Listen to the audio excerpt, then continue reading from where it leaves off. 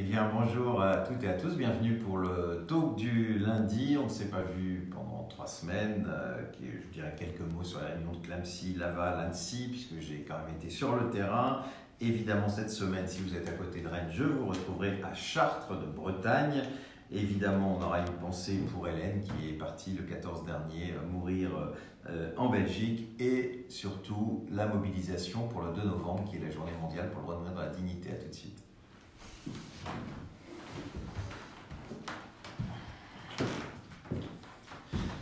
Eh bien, merci à toutes et à tous d'être fidèles au talk du lundi. Alors, désolé de vous avoir abandonné pendant 2 semaines, mais il y avait un certain nombre de déplacements, que ce soit en province ou à l'étranger. Ça ne m'a pas empêché, évidemment, de continuer les réunions, puisque le 4, j'étais à Clamecy, pas très très loin de Nevers, dans la Nièvre.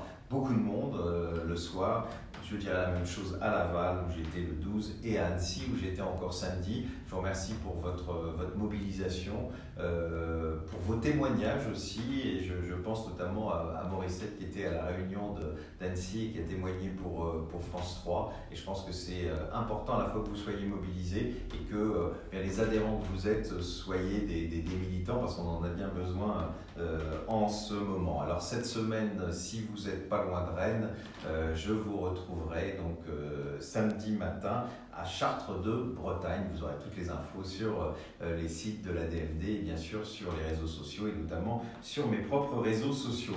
J'ai bien sûr une pensée, on a largement communiqué autour de cela, comme elle le souhaitait, pour Hélène, cette jeune femme de 32 ans qui était atteinte de la maladie de Charcot et qui a dû partir en Belgique, où elle a été aidée par le docteur Deloc.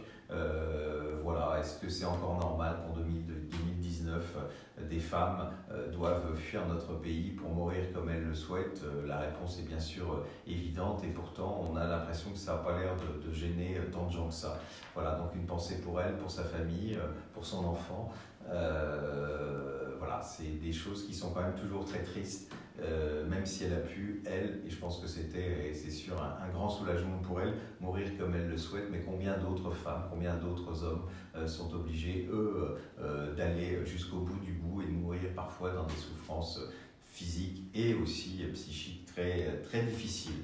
Alors voilà, pour qu'on ait ce droit, qu'est-ce qu'il faut faire? Il faut continuer à se mobiliser. Et il y a une date qui est très importante, et je voudrais vraiment terminer, faire le focus là-dessus, c'est le 2 novembre, c'est la journée mondiale pour le droit de mourir dans la dignité. Ça fait plus d'une décennie que nous le célébrons en France et dans le monde.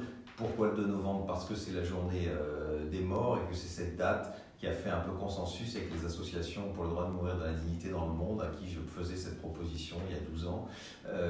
Et il est important qu'on soit rassemblés ce jour-là, puisque, comme vous le savez, ne l'oublions pas, Jean-Louis Touraine, qui est rapporteur des lois bioéthiques, nous a dit qu'après les lois bioéthiques, il se pencherait sur la question de la fin de vie. C'est l'occasion de le lui rappeler. D'ailleurs, moi, je serai avec lui le 2 novembre, le matin, et avec notre ami Hubert Sapin à Lyon, puisque nous célébrerons à Lyon le matin cette journée, et je serai, pour ceux qui sont à Paris et dans la région parisienne, place de la République en fin d'après-midi le 2 novembre. Il y aura des manifestations dans toute la France, donc renseignez-vous, regardez sur nos réseaux sociaux pour savoir ce qui se passe à côté de chez vous, demandez à vos délégués, mais je vous demande de vous mobiliser. Je sais que ce n'est pas facile. D'abord, c'est encore les vacances de Toussaint, et je sais que certains d'entre vous s'occupent de leurs petits-enfants.